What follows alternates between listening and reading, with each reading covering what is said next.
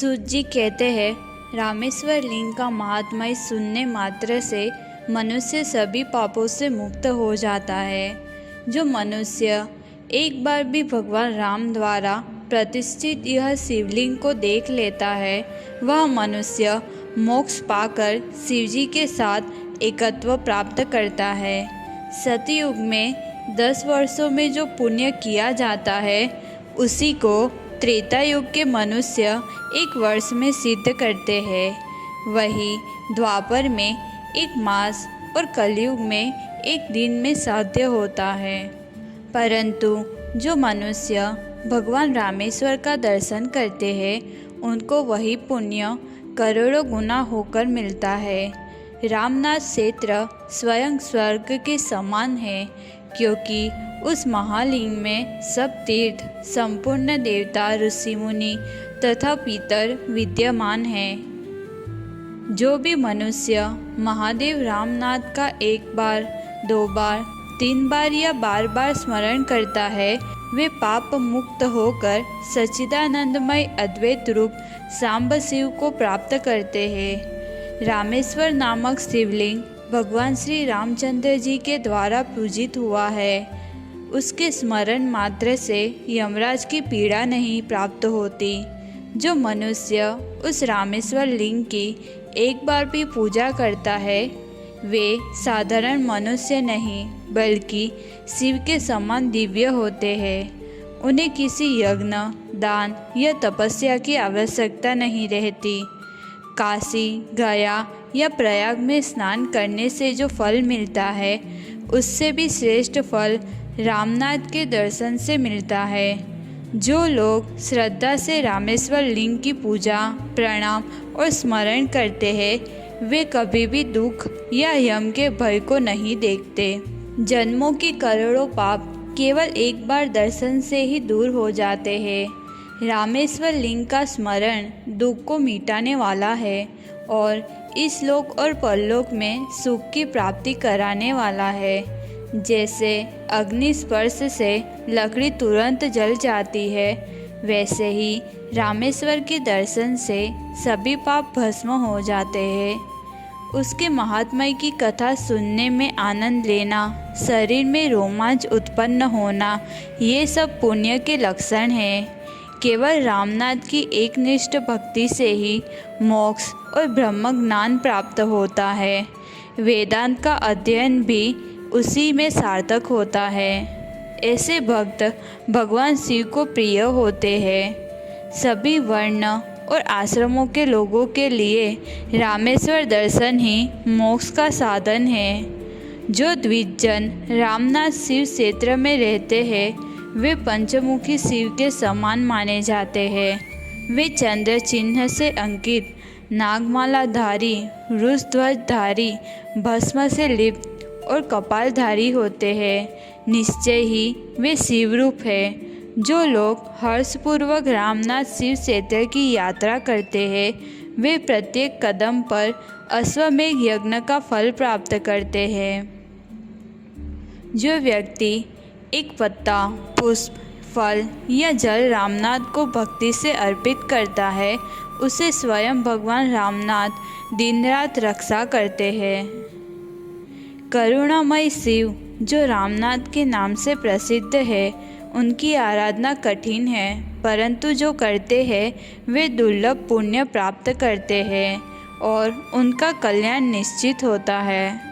जो व्यक्ति मोहवश रामनाथेश्वर लिंग की निंदा करता है, वह हजारों ब्रह्म हत्याओं का पापी होकर नरक का भागी बनता है। जो मनुष्य केवल 2 घड़ी तक भी रामेश्वर लिंग का ध्यान करता है, उसका पूरा कुल पवित्र होकर स्वर्गलोक में प्रतिष्ठित होता है। जो व्यक्ति प्रातःकाल रामनाथ नाम का उच्चारण करता है, उसके पहले के सभी पाप क्षण भर में नष्ट हो जाते हैं। जब करुणामय रामनाथ प्रसन्न होते हैं, तो जैसे सूर्य के उदय से अंधकार मिट जाता है, वैसे ही सब दोष मिट जाते हैं। मृत्यु के समय यदि कोई मनुष्य रामनाथ को स्मरण करता है, तो वह दोबारा जन्म नहीं लेता और सीधे शिवलोक जाता है। जो व्यक्ति सतत यह कहता है, हे करुणा सागर महादेव रामनाथ मेरी रक्षा करो, उसे कभी कोई कष्ट नहीं होता। जो व्यक्ति बार बार यह कहता है, रामनाथ जगन्नाथ मुझे माया जाल से मुक्त करो, वह कभी भी माया जाल में नहीं फंसता। जो मनुष्य सदा कहते हैं, नीलकंठ महादेव हे रामेश्वर सदाशिव, वह कभी काम वासना से पीड़ित नहीं होता। जो रामेश्वर लिंग पर घी से स्नान कराता है, उसके अनेक कल्पों के पाप क्षण भर में नष्ट हो जाते हैं। जो दूध से स्नान कराता है, उसके समस्त वंश शिवलोक में प्रतिष्ठित होते हैं। जो दही से स्नान कराता है, वे पाप से मुक्त होकर विष्णु लोक में प्रतिष्ठित होते हैं। जो तेल से स्नान कराता है, वे कुबेर के समान धनवान होते हैं। जो गन्ने का रस चढ़ाता है, वे चंद्रलोक में प्रतिष्ठित होते हैं। जो आम का रस चढ़ाता है, वे पितृलोक में प्रतिष्ठित होते हैं। जो नारियल के जल से रामेश्वर लिंग को अभिषेक करता है, उसके ब्रह्म हत्या जैसे पाप भी नष्ट हो जाते हैं। जो सुगंधित रसायनों से रामेश्वर लिंग का अभिषेक करता है, वे इंद्रलोक में प्रतिष्ठित होते हैं। जो चंदन युक्त जल से रामेश्वर लिंग का अभिषेक करता है, वे गंधर्व लोक में प्रतिष्ठित होते हैं। जो राम सेतु या धनुष कोटि में स्नान करके रामनाथ की उपासना करता है, वह उसी सेतु स्नान के समान महान फल प्राप्त करता है। जो व्यक्ति रामनाथ के सामने हर्षपूर्वक दीप जलाता है, वह अंत में सनातन ब्रह्म को प्राप्त करता है। जो व्यक्ति थोड़ा सा भी आदर से रामनाथ को कुछ देता है, उसे अनंत फल की प्राप्ति होती है। जब तक मृत्यु या बुढ़ापा नहीं आता, तब तक मनुष्य को रामनाथ महादेव की पूजा, वंदना और दर्शन अवश्य करना चाहिए।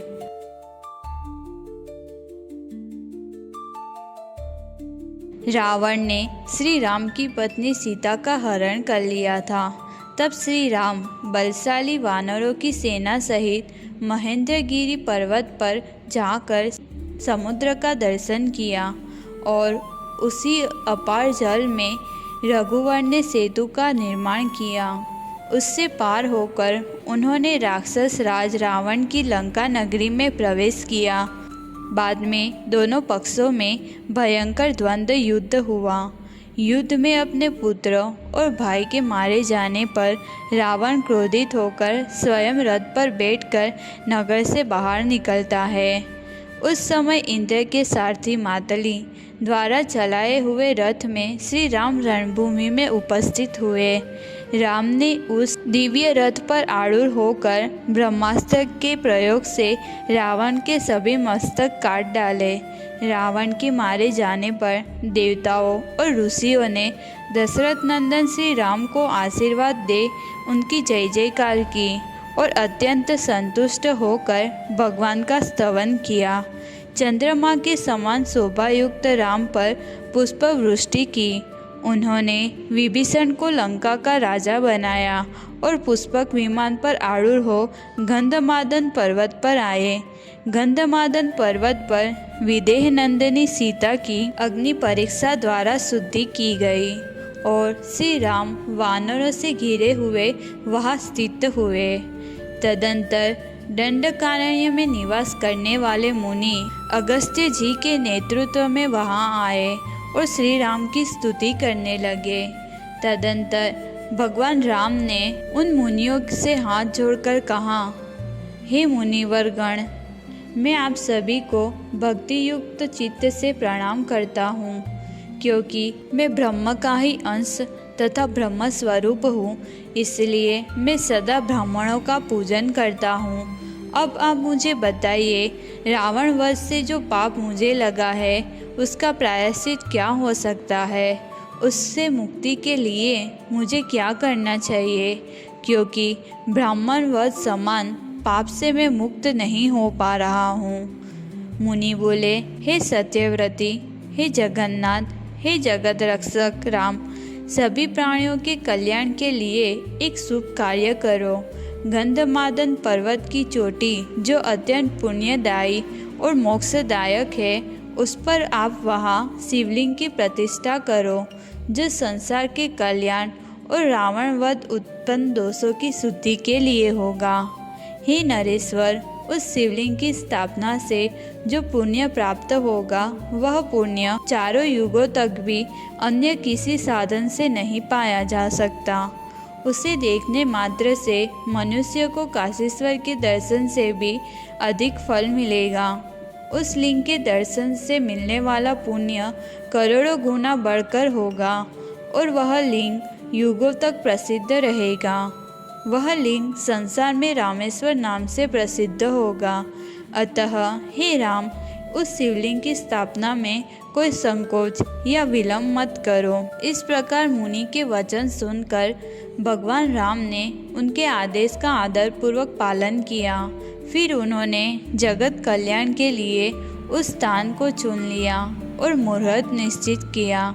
इसके बाद उन्होंने हनुमान जी को आदेश दिया, हे अंजनी नंदन, हे वायुपुत्र, हे महाबली, तुम शीघ्र कैलाश पर्वत पर जाकर एक शिवलिंग लाकर दो, जिसकी यहाँ स्थापना करनी है।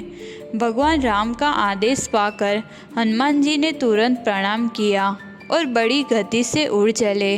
वे क्षण भर में ही उस पवित्र पर्वत पर पहुंच गए। सभी देवता और मुनिगण उन्हें जाते हुए देखकर आश्चर्यचकित हो गए। महाबली हनुमान अत्यंत वेग से कैलाश पर्वत पर गए, परंतु वहाँ लिंग रूपधारी महादेव जी के दर्शन नहीं हुए। इसलिए उन्होंने गंभीर तपस्या प्रारंभ की। वे मुनिश्रेष्ठ हनुमान जी कुश के आसन पर बैठे, दोनों भुजाएं ऊपर उठाए, श्वास प्रश्वास पर नियंत्रण रखते हुए इंद्रियों को जीतकर अत्यंत एकाग्र मन से तप करने लगे। महादेव जी उनके तप से प्रसन्न हुए और उनकी कृपा से शिवलिंग को प्राप्त किया। इतने में ही वहाँ तत्वदर्शी मुनियों ने जब यह देखा कि हनुमान जी अभी नहीं आए तथा स्थापना का मुहूर्त बीता जा रहा है, तब उन्होंने कहा, हे महाबाहु राम, हनुमान अभी तक नहीं पहुँचे हैं। इस बीच माता जानकी ने अपने हाथों से बालू से एक शिवलिंग बनाया है, अब आप उसी की स्थापना करें। यह सुनकर भगवान राम माता सीता के साथ उस रेत के शिवलिंग की पूजा प्रारंभ की और ज्येष्ठ मास के शुक्ल पक्ष की 10वीं तिथि को बुधवार और हस्त नक्षत्र के योग में गतकरण, आनंद, व्यतिपात योग, कन्या राशि के चंद्रमा तथा वृष राशि के सूर्य में परम पुण्यमय उपयुक्त 10 योगों की उपस्थिति में गंधमादन पर्वत पर सेतु की सीमा में लिंग रूपधारी भगवान शिव की स्थापना की। उस समय लिंग में पार्वती सहित भगवान शंकर प्रत्यक्ष प्रकट हो गए और एक श्रेष्ठ वरदान दिया, हे राघव, जो कोई इस रामेश्वर लिंग का दर्शन करेगा उसके सभी महापाप नष्ट हो जाएंगे। जो व्यक्ति यह धनुष की नोक जहाँ से सेतु आरंभ हुआ उस पर स्नान करेगा, उसके सभी पाप उसी क्षण भस्म हो जाएंगे। यह स्थान और यह शिवलिंग संसार में महापातक नाशक के रूप में प्रसिद्ध होगा। तत्पश्चात श्री रामचंद्र जी ने भगवान रामेश्वर के सामने नंदिकेश्वर को स्थापित किया और अपने धनुष की कोटि से रामेश्वर शिव के अभिषेक के लिए धरती फोड़कर एक कूप तैयार किया। उससे जल लेकर भगवान शंकर का अभिषेक किया। वही पुण्यमय तीर्थ कोटि तीर्थ के नाम से विख्यात हुआ, जो सभी पापों को नाश करने वाला अत्यंत पवित्र तीर्थ है। जब भगवान श्री राम ने पर्वत पर शिवलिंग की प्रतिष्ठा कर दी, तब पवन पुत्र हनुमान एक उत्तम लिंग को लेकर वहां आ पहुँचे। फिर वानर श्रेष्ठ हनुमान भगवान राम, लक्ष्मण, सीता और सुग्रीव को देखकर उन सबके चरणों में प्रणाम करने लगे। जब हनुमान जी ने देखा कि श्री राम रेत से बने शिवलिंग की पूजा कर रहे हैं, तब वे अत्यंत क्रोध और दुख से भर गए, क्योंकि उन्होंने बहुत परिश्रम करके सच्चे भाव से शिवलिंग लाया था। इसलिए वे दुखी होकर भगवान श्री राम से बोले, हे राम, मैं व्यर्थ ही आपका सेवक बना। इतने वानरों में केवल मुझे ही आज्ञा दी गई थी कि मैं कैलाश से शिवलिंग लाऊं। कैलाश पहुंचने पर वहां मुझे भगवान शंकर के दर्शन नहीं हुए। तब मैंने तपस्या द्वारा उन्हें प्रसन्न किया और उनकी कृपा से शिवलिंग प्राप्त होने पर मैं तुरंत यहाँ लौट आया। तब तक आपने दूसरे ही बालुकामय शिवलिंग की स्थापना कर ली और देवताओं व ऋषियों के साथ उसकी पूजा कर रहे हैं। अब इस शिवलिंग का मैं क्या करूं? पहले मैंने निस्वार्थ भाव से आपकी सेवा की, परंतु अब अपमानित होकर अनंत दुख पा रहा हूँ। मेरा शरीर मानो किसी दुर्भाग्यशाली का है। अब मैं क्या करूँ? इस प्रकार वायुपुत्र हनुमान बार बार करुणा से विलाप करने लगे और भूमि पर दंडवत होकर शोक से व्याकुल हो गए। यह देखकर भगवान श्री राम मुस्कुराए और बोले, हे कपि, इस संसार में जो जन्म ले चुके हैं और जो जन्म लेने वाले हैं और जो मर चुके थे, उन सबके तथा अपने और पराये सब कार्यों को मैं भली भांति जानता हूँ। जीव अपने कर्म के अनुसार अकेला ही जन्म लेता और अकेला ही मरता है। अपने कर्मों के अनुसार नरक में भी वह अकेला ही जाता है। परमात्मा सदा निष्पाप और गुणातीत रहता है। इसलिए हे वानर श्रेष्ठ, शोक मत करो। शोक ज्ञान का बाधक है। तुम्हें ज्ञान में स्थिर रहना है। अपने आत्मस्वरूप का ध्यान करो जो स्वयं प्रकाशमान है। शरीर आदि में ममता छोड़ो और ज्ञान से शोभित रहो। सदैव धर्म का पालन करो। प्राणियों में दया रखो। साधु पुरुषों की सेवा करो और इंद्रियों को वश में रखो। हे कपि, दूसरों में दोष मत देखो। सदैव भगवान शिव, भगवान विष्णु का स्मरण करो। देवताओं का सम्मान करो। सर्वदा सत्य बोलो। शोक छोड़कर आत्मा और परमात्मा की एकता का अनुभव करो। यह मोह से उत्पन्न अज्ञान को नष्ट कर देता है। अज्ञान से उत्पन्न ब्रह्म ही शोक और मोह का कारण है। जब यह ब्रह्म मिटता है तब मनुष्य मुक्त होता है। राग द्वेष से ही मनुष्य धर्म और अधर्म में फंसता है और इस प्रकार दुख पाता है। जिस शरीर से मल, मूत्र और पसीना निकलता है वह कैसे सुखद हो सकता है? जिसके संपर्क से अत्यंत सुंदर भोजन विष्ठा रूप में बदल जाते हैं, सुगंधित एवं शीतल जल मूत्र रूप हो जाता है। जिसके संसर्ग में आने पर अत्यंत सफ़ेद एवं धुले हुए वस्त्र भी पसीने आदि के लगने से मैले हो जाते हैं, वह शरीर कैसे शोभन हो सकता है? हे कपि, शरीर तो दुख का पात्र है, अतः इसे सुख का कारण मत मानो। हे वायुपुत्र हनुमान, अब सुनो, यह परम सत्य, इस संसार में कोई भी सच्चा सुख नहीं है। जीव पहले जन्म लेता है, फिर बाल्य, युवावस्था, वृद्धावस्था और मृत्यु को पाता है और फिर पुनर्जन्म लेता है। यही संसार चक्र है। अज्ञान से ही मनुष्य दुख भोगता है और ज्ञान के उदय से ही सर्वोच्च सुख प्राप्त करता है। यह ज्ञान ही परम ब्रह्म है जो वेदांत वचनों से जाना जाता है, न कि कर्मों से। सच्चा ज्ञान गुरु के प्रसाद से ही प्राप्त होता है। जब हृदय की सभी कामनाएं नष्ट हो जाती है तब जीव अमर हो जाता है और परब्रह्म को प्राप्त करता है। क्रूर काल जागते, सोते, खाते और ठहरते समय सदा ही इस जीव को अपनी ओर खींचता रहता है। सभी संचर नाशवान होते हैं। सभी ऊंचाइयों का अंत पतन होता है। सभी मिलन का परिणाम वियोग होता है और जीवन का अंत मृत्यु होता है। जैसे पके हुए फलों का गिरना निश्चित है, उसी प्रकार जन्मे हुए मनुष्यों के लिए भी मृत्यु निश्चित है। जैसे कोई सडर भवन समय के साथ जर्जर होकर नष्ट हो जाता है, उसी प्रकार मनुष्य भी वृद्धावस्था और मृत्यु के द्वारा नष्ट हो जाते हैं। दिन और रात के बीतने से मनुष्य का जीवन घटता रहता है, आयु नष्ट होती रहती है। चाहे मनुष्य स्थिर हो या दौड़ता हुआ, मृत्यु उसके साथ चलती है और उसके साथ ही बैठती भी है। जैसे दो लकड़ियाँ सागर में मिलती है और फिर अलग हो जाती है, उसी प्रकार लोगों का मिलना और बिछड़ना होता है। पत्नी, पुत्र, धन और राज्य, ये सब थोड़े समय का संगम है। इनसे मोह रखना व्यर्थ है, क्योंकि ये सब नश्वर है। जैसे कोई यात्री पथ में किसी अन्य यात्री से मिलता है और फिर अपने मार्ग पर बढ़ जाता है, वैसे ही आत्माएं थोड़े समय के लिए मिलती है और फिर अलग हो जाती है। जब शरीर नष्ट होता है तब आत्मा किसी अन्य शरीर को धारण करती है। आत्मा कभी एक स्थान पर स्थायी नहीं रहती, वह अपने कर्मों के अनुसार विभिन्न देहों में भ्रमण करती है। हे अंजनी सुत, आत्मा और मन का जन्म या मृत्यु नहीं होती, इसलिए तू शोक त्याग कर अद्वैत ज्ञान का आश्रय ले।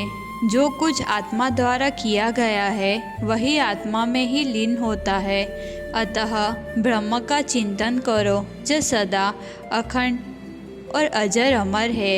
ऐसी दृष्टि होने पर तुम्हारा किया हुआ प्रत्येक कर्म मेरा किया हुआ है और मेरा किया हुआ प्रत्येक कर्म तुम्हारा किया हुआ है। इसलिए कपे, मैंने जो शिवलिंग की स्थापना की है वह तुमने ही की है, ऐसा समझना चाहिए। शिवलिंग स्थापना का पुण्य काल बीता जा रहा था, इसलिए मैंने सीता जी के बनाए हुए बालुकामय शिवलिंग को यहाँ स्थापित किया है। अतः तुम कोप और दुख मत करो। आज के शुभ दिन पर तुम कैलाश से लाए हुए शिवलिंग की स्थापना करो। यह लिंग तीनों लोकों में तुम्हारे नाम से प्रसिद्ध होगा। पहले हनुमंतेश्वर का दर्शन करके ही रामेश्वर का दर्शन होगा। कपे, तुमने ब्रह्म राक्षसों के समुदाय का वध किया है, इसीलिए अपने नाम से शिवलिंग की स्थापना करने पर तुम उस पाप से छूट सकोगे। यह हनुमान नामक शिवलिंग साक्षात भगवान शिव का दिया हुआ है। इसका दर्शन करके जो रामेश्वर शिव का दर्शन करेगा वह कृतकृत्य हो जाएगा। जो व्यक्ति हनुमान के इस लिंग को स्मरण करता है, भले ही वह 1000 योजन दूर हो, फिर भी रामनाथेश्वर के समान सायुज्य मोक्ष को प्राप्त करता है।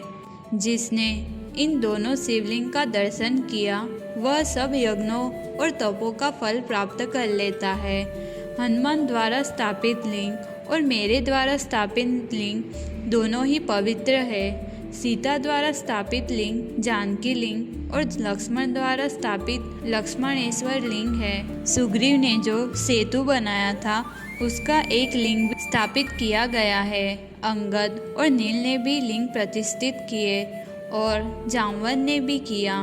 विभीषण ने रत्नों का बना हुआ लिंग प्रतिष्ठित किया और अन्य वानर और देवताओं ने भी अपने अपने लिंग स्थापित किए। इस प्रकार ये सब मिलकर 11 रूपों में शिव के स्वरूप है। महादेव सदा इन सभी लिंगों में प्रतिष्ठित रहते हैं। इसलिए हे हनुमान, अपने पापों की शुद्धि हेतु महेश्वर की स्थापना करो, और यदि तुम श्रद्धापूर्वक लिंग की स्थापना करोगे तो महान यश प्राप्त करोगे। मेरे द्वारा स्थापित लिंग तो पहले ही है, जिसे सीता ने रेत से बनाया था। अब तुम भी अपने द्वारा लाए हुए लिंग को यहाँ प्रतिष्ठित करो, तब तुम पतितों का उद्धार करोगे और पवित्रता को प्राप्त करोगे।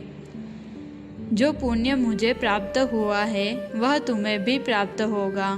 परंतु हे कपे, यह लिंग जो मेरे द्वारा स्थापित किया गया है इसे कौन हटा सकता है? तुम इसे स्थान से उठाकर दूर कहीं स्थापित कर दो। इस प्रकार आज्ञा पाकर वानर श्रेष्ठ हनुमान ने विनम्रता से कहा, मैं ऐसा ही करूँगा। फिर उन्होंने वेगपूर्वक उस रेत से बने लिंग को उद्वासित करने का प्रयास किया, परंतु उन्होंने मन में यह सोचा कि यदि मैं इस लिंग को हटाऊं, क्या प्रभाव होगा। वायुपुत्र हनुमान ने थोड़ी चिंता की। सभी देवता, ऋषि, वानर और राक्षस देखने लगे। श्री राम और लक्ष्मण भी यह दृश्य देखने लगे। वैदेही सीता भी यह सब देख रही थी। हनुमान ने अपने हाथों से उस रेत के बने लिंग को हटाने का प्रयास किया। उन्होंने अत्यंत बलपूर्वक प्रयास किया, परंतु वह रेत का लिंग तनिक भी नहीं हिला।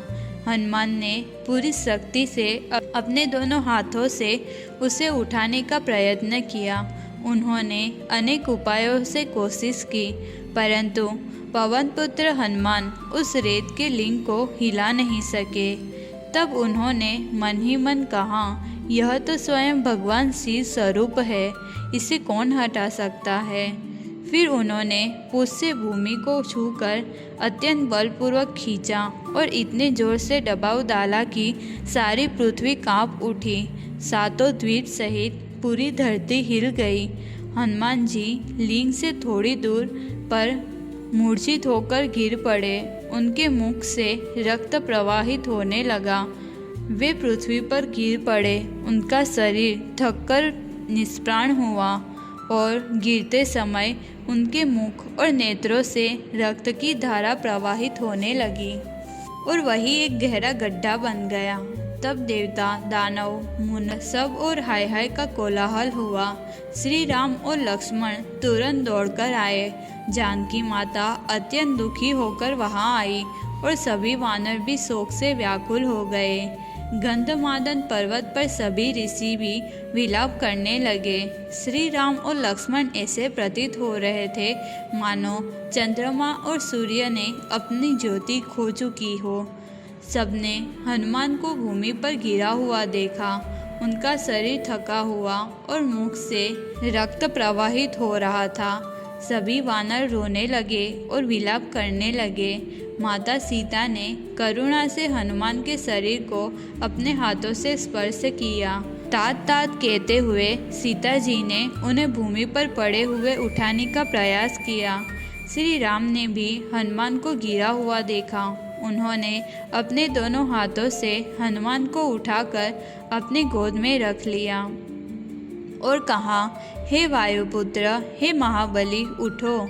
श्री राम ने कहा, हे वानर श्रेष्ठ, जब हम पंपा वन में अत्यंत दुखी और निराश थे, तब तुमने हमें सांत्वना दी और सच्चे हृदय से मित्रता स्वीकार की। तुम्हें देखने के बाद हे हनुमान, मैं अपने पिता, बंधु और माता कौशल्या को भी भूल गया, क्योंकि तुम्हारा उपकार मुझ पर अत्यंत महान है। मेरे कार्य के लिए तुमने उस सागर को पार किया जो बहुत योजन लंबा था, और मेनाक पर्वत ने भी तुम्हें विश्राम देने की इच्छा की थी। मेरे कार्य के लिए ही तुमने मार्ग में नागमाता सुरसा से सामना किया और भयानक राक्षसी सिंहिका का वध किया। हे महाकपि, सायंकाल तुमने सुवेल पर्वत पार करके लंका पहुँचे और मेरे कार्य के लिए रावण के घर तक गए। रात्रि में तुम लंका में घूमते रहे और सीता माता नहीं मिली।